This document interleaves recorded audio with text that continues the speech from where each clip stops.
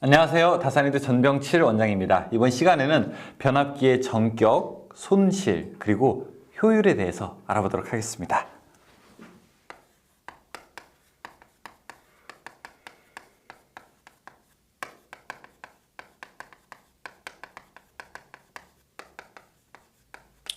우리가 앞서서 변압기의 기본 원리를 배웠고, 그 다음에 변압기의 기본 원리 중에서 가장 중요한 게 바로 전압비라고 하는 것을 알게 되었습니다.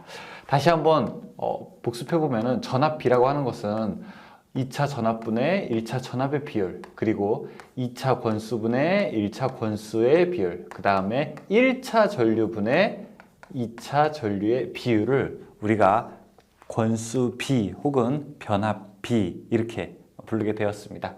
자, 이 변압기의 전격 손실 효율이라고 하는 곳에서 그러면은 첫 번째 변압기의 전격은 우리가 어떻게 나타내게 되냐? 변압기의 전격이라고 하는 것은 전격, 즉 변압기의 용량을 이야기하는 것입니다. 자, 어떤 변압기가 용량이 10kV 암페어라고 한번 해보겠습니다. 이 얘기는 뭐냐면은 10kV 암페어, 즉 10,000V 암페어. 10,000V랑 암페어를 곱했을 때 10,000만큼의 전력을 변환할 수 있는 장치라고 하는 것이죠. 즉, 이 앞에 있는 숫자가 크면 클수록 당연히 변압기의 용량도 큰 것이고 전격도 크게 되는 것입니다. 그럼 변압기의 용량은 그럼 어떻게 계산하게 되느냐? 변압기의 용량을 계산할 때 변압기의 1차 측이 있고 변압기의 2차 측이 있죠. 자, 이렇게 TR이 있게 되면 변압기의 2차 측이 있는데 변압기의 용량은 2차 측의 전압과 2차 측의 전류의 곱을 가지고 나타냅니다. 1차 측이 아니에요. 왜냐하면 손실을 뺀 것이 2차 측으로 나오기 때문에 우리가 출력만 가지고 이야기를 해야 되는 것입니다. 아시겠어요? 자, 그럼 보시면은 전격 용량이라고 돼 있어서 전격 2차 전압과 전격 2차 전류의 곱으로 나타낸다 이렇게 되어 있고, 뭐 전격 전압은 전격 2차 전압에다가 권수비 곱하게 되면은 그러면은 1차 전압이 되게 되니까 그걸 우리가 전격 전압이다라고도 볼 수 있습니다. 두 번째, 변압기의 효율인데, 자, 기본적으로 우리가 직류 전동기를 할 때 일반적인 효율은 입력분의 출력이라고 했었죠. 그렇죠? 그걸 우리가 실측 효율이라고 이야기합니다. 즉, 실측 효율은 변압기의 입력분의 출력이 어떻게 되는지 그것을 구하는 것이 실측 효율이죠.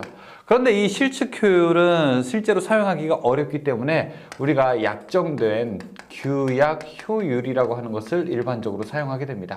그러면은 규약 효율을 사용할 때에는 발전기는 전기를 빼내는 거라서 출력이 2번 나와야 된다고 했고, 전동기는 전기를 집어 넣는 것이기 때문에 입력이 2번 나와야 된다고 했는데, 아니 변압기는 전기를 집어 넣기도 하고 전기를 빼기도 하니까 어떤 게 2번 나와야 될지 도통 모르겠어요. 하지만 우리가 사용하는 전기는 변압기에서 출력되는 전기죠. 그래서 출력이 2번 나오면 됩니다. 자, 위에는 그대로 출력이 들어가고요. 아래는 여기가 바로 출력 플러스 손실. 자, 이렇게 이야기를 하게 될 겁니다. 그리고 구리손과 동손이 같을 때 뭐 최대 효율이 된다. 이런 얘기도 잠깐 제가 드리도록 하겠습니다. 그러면은 문제. 자, 효율을 이번 시간에는 뭐냐면 효율을 높이자예요. 효율을 한번 높여보고 싶어요. 효율을 높이게 하려면 어떻게 해야 될까요? 여러분이 만약에 입력분의 출력을 높이고 싶다고 하게 되면은 입력을 출력에 비해서 크게 하게 되면 안 되죠. 출력에 비해서 입력을 크게 하거나 아니면은 출력을 더 많이 뽑게 되면 되는 것이죠. 그러면은 이 식을 보게 되면은 손실을 어떻게 해야 됩니까? 손실을 줄이는 것이 효율을 높일 수 있는 방법이 되게 되는 겁니다. 우리가 여러분 가계부 써보셨나요? 가계부 쓸 적에 이런 거 아니겠습니까? 자, 여기가 이제 수입이 있고요. 돈을 벌게 되고, 자, 이쪽이 지출이 있게 되고, 자, 그 다음 나머지를 우리가 저축한다고 한번 해보죠. 그러면은 가계부를 쓸 때 내가 저축을 많이 하고 싶다면 그러면은 지출을 어떻게 해야 되는 겁니까? 결국 줄여야 되는 거죠. 물론 돈을 많이 벌는 방법도 있지만 예를 들어 샐러리맨의 경우에는 그렇게 내가 원하는 대로 막 많아지는 게 아니잖아요. 그렇죠? 일정한 급여가 있는 것이기 때문에. 그래서 내가 만약에 돈을 많이 저금하고 싶다라고 하게 되면은 지출을 줄이는 것을 최우선으로 할 겁니다. 그래서 지출을 줄이는 방법 중에서 가장 좋은 게 뭐예요? 과거 데이터를 분석하는 거죠. 그래서 가계부라고 하는 게 있는 거죠. 그러면은 여러분이 과거 데이터를 분석해 봅니다. 즉 가계부를 써서 지출 내역을 한번 분석해 보는 거예요. 그러면 지출 내역에 어떤 지출이 있느냐. 자, 1번 고정 지출. 고정 지출이라고 하는 것은 예를 들어 뭐 보험료 같은 거, 보험료, 뭐 방세, 뭐 교통비, 이런 거 내가 좀처럼 줄이지를 못하겠어. 내가 기본 생활을 영위하기 위해서 꼭 필요한 비용이에요. 예를 들어 주식비, 이거 주식 투자하는 게 아니라 밥 먹는 거예요. 주로 밥 먹는 거. 이런 거는 우리가 고정 지출이죠. 하지만 가변 지출도 있죠. 가변 지출. 예를 들어 뭐 유흥비, 그 다음에 뭐 기분으로 막 냈어. 무슨 뭐 선물비, 갑자기 막. 자, 이런 것들은 우리가 충분하게 변화시킬 수 있죠. 그러면은 가계부를 쓰는 이유는 저축을 많이 하기 위한 건데, 저축을 많이 하기 위하면은 지출을 줄이는 건데, 지출을 줄이기 위해서는 고정 지출과 가변 지출 중에 가변 지출을 최대한 한번 줄여보자라고 하는 게 사실은 가계부의 기본 원리가 되게 되는 겁니다. 그런데 전기에서도 똑같아요. 변압기에서도 똑같아요. 자, 잘 보십시오. 변압기도 전기적인 에너지가 이 기계로 들어오는 입력이 있게 되고요. 자, 그 다음에 여기에 출력이 있게 되고, 그 다음에 여기에 손실이 있게 됩니다. 변압기에서도 손실이 발생한다고요. 이 변압기의 손실이 두 가지 손실로 우리가 놓을 수 있습니다. 하나, 고정손. 고정손실인데 그냥 줄여서 이제 고정손이라고만 하겠습니다. 다음에 고정손과 가변손. 고정손의 대부분을 차지하는 것, 전기를 많이 쓰든지 적게 쓰든지 손실이 항상 일정한 거, 일단 기본 요금 내는 거.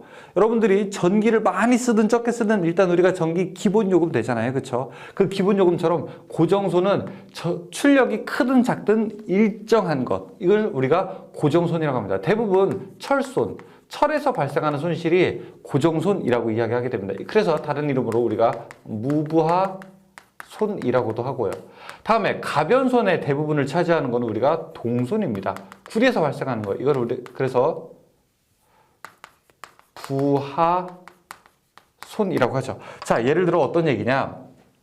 여러분들이 이렇게 철심이 있게 되면 우리가 변압기의 기본 구조는 이렇게 철 덩어리에다가 구리를 감는 거라고 했어요. 그렇죠? 구리를 감는 것이기 때문에 전류를 만약에 통했을 때 이 구리에서 발생하는 손실이 있겠죠. 어떤 거? 동손. 구리가 저항 성분이니까 여기서 열이 발생하겠죠. 그 다음에 자속이 철을 통과할 때 그 다음에 자기 저항에 의해서 발생하는 손실, 이게 바로 철손이 되는 겁니다. 그래서 동손과 철손을 합치게 되면은 변압기의 일반적인 손실을 우리가 알 수 있게 되는 거죠. 아시겠습니까? 그래서 변압기가 여러분 만져보게 되면은 따뜻해요. 따뜻한 이유가 뭐냐면은 이 동손과 철손이 열의 형태로 분산되기 때문에, 발산되기 때문에 따뜻한 겁니다. 그런데 따지고 보니까 동손을 줄이자? 그럼 동손을 줄이자라고 하는 거는 전기를 적게 쓰자라고 하는 거예요. 그래서 이 얘기는 좀 이상한 것 같아.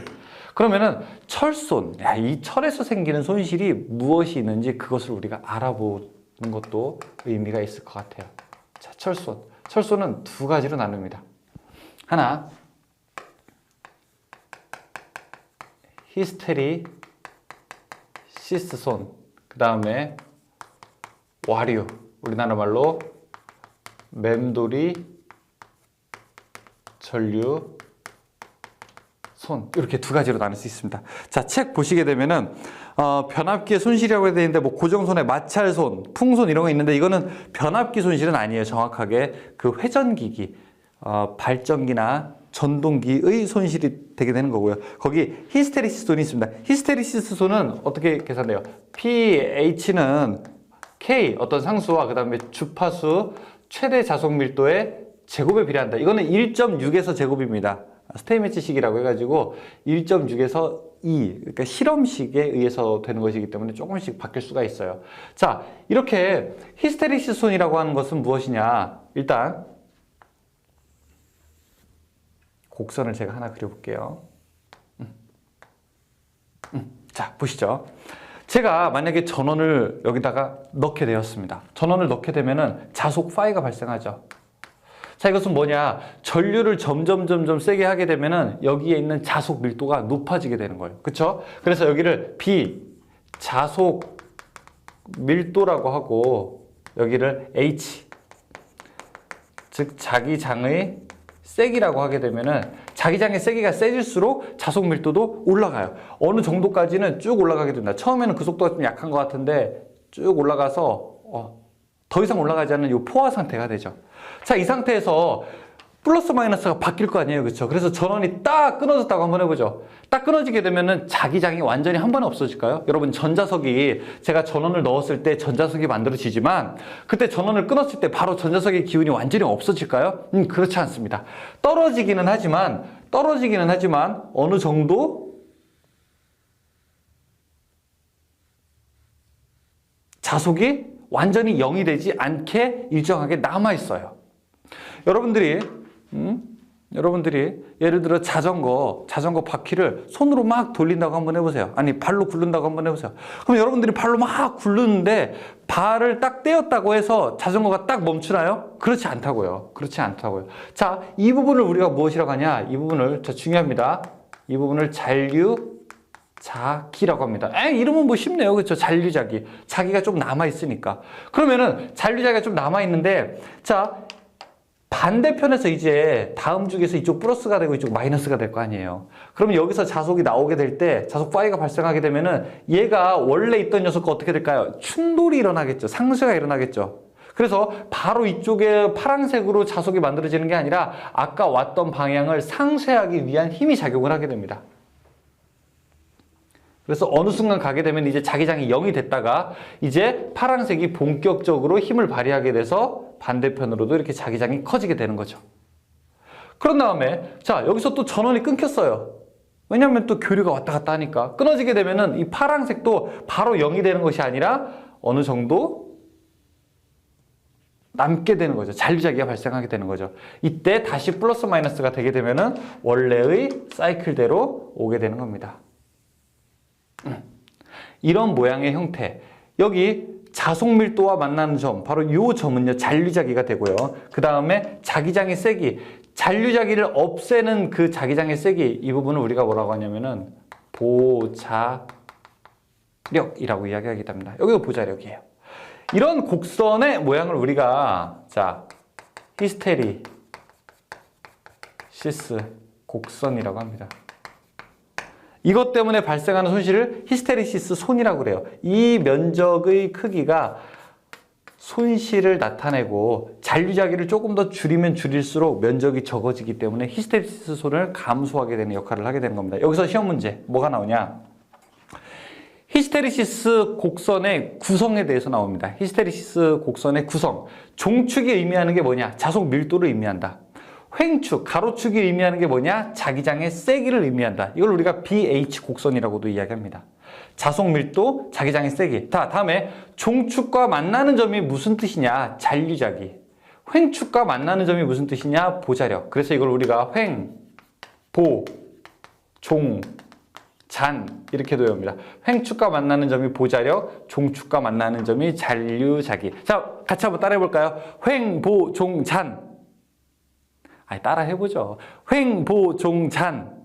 어떻게? 횡, 보, 종, 잔. 횡축과 만나는 점이 보자력, 종축과 만나는 점이 잔류자기. 그러면은 이런 히스테리시스 곡선은 왜 발생한다고요? 플러스 마이너스가 계속 바뀌기 때문에 자속을 서로 상쇄하는 그 힘 때문에, 서로 상쇄되려고 하는 힘 때문에. 자, 그래서 주파수에는 비례하게 되고요. 최대 자속 밀도에도 비례하게 됩니다. 다음에 맴돌이 전류. 이 맴돌이 전류는 또 뭐냐? 이거는 에디 커런트라고 해서 BE 이렇게 이야기하고요. 어떤 상수, 그 다음에 주파수의 제곱, 그 다음에 철판의 두께의 제곱, 최대 자속 밀도에 비례하게 됩니다. 최대 자속 밀도의 제곱. 자, 이 맴돌이소는 뭐냐면은 이 철판이 한 장이 아니라 철 덩어리가 됩니다. 이렇게. 철 덩어리예요. 철 덩어리가 자, 그림과 같이 그려져 있다고 하면 이렇게 여기에 전선을 감아서 건선을 감아서 자기장을 만들어내는 거죠. 그렇죠? 그럼 자기장이 이렇게 밖으로 자속 파이가 발생을 하지 않겠습니까?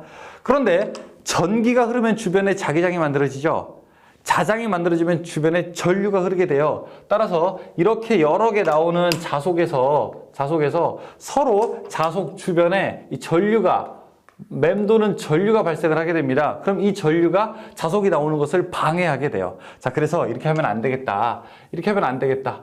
예를 들어 우리가 수영을 하는데도 긴 수영장에 있게 되면은 이 사람이 한 명이 여기 지나갈 때 주변에 이렇게 파도가 만들어지니까 옆에 사람이 방해가 된다고요. 그래서 어떻게 합니까? 수영장에다가 부표 같은 걸 이렇게 띄워놔요.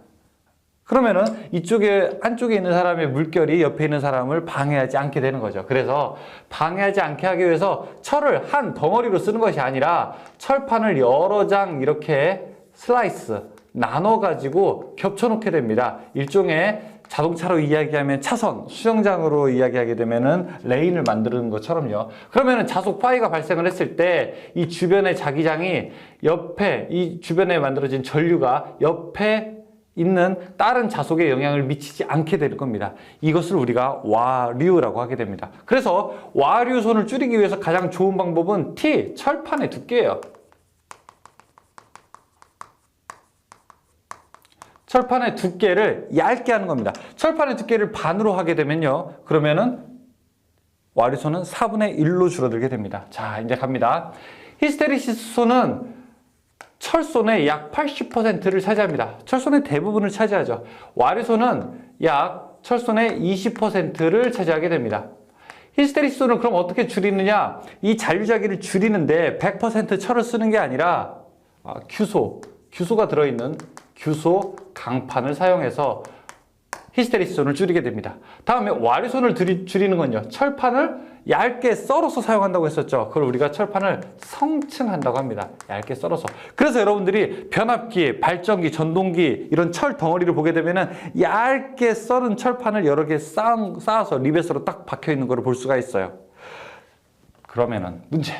여기서 꼭 한 문제 나와요, 여러분. 이거 얼마나 좋은 문제예요. 이거 기억하시고 횡보종잔, 자속밀도, 자기장의 세기. 히스테리시스손을 줄이기 위해서는 어떻게 한다? 규소강판을 사용한다. 와류손을 줄이기 위해서는 어떻게 한다? 성층한다. 그러면 규소강판을 사용하는 이유는 무엇이냐? 히스테리시스손을 줄이기 위해서. 성층하는 이유는 뭐냐? 와류손을 줄이기 위해서. 그러면은 규소강판을 성층하는 이유는 뭐냐? 철손을 줄이기 위해서. 이렇게 이야기할 수 있죠. 어쨌든 최대 효율은 철손과 동손, 무부하손과 부하손이 같을 때 일어나게 되는 것이고, 자, 전압이 이런 문제 나와요. 전압이 일정할 때 주파수가 증가하게 되면은 손실은 어떻게 되느냐? 이렇게도 물어볼 수 있습니다. 그런데 지금 예를 들어 거기 교재에 있네요. 전압이 일정할 경우 주파수가 증가하게 되면은요. 히스테리시손이 감소돼서 철손이 감소한다고 되어 있습니다. 그런데 이제 이 식만 보기에는 아니 주파수가 증가하게 되면은 이 히스테리시손이 증가하는 거 아니겠습니까? 이렇게 이야기할 수 있는데 제곱수가 증가하게 되면요. 최대 전압이 일정할 때는요. 최대 자속 밀도가 작아지게 됩니다. 근데 최대 자속 밀도는 제곱에 비례하기 때문에 이 작아지는 폭이 더 커져요. 그래서 손실은 더 작아지게 됩니다.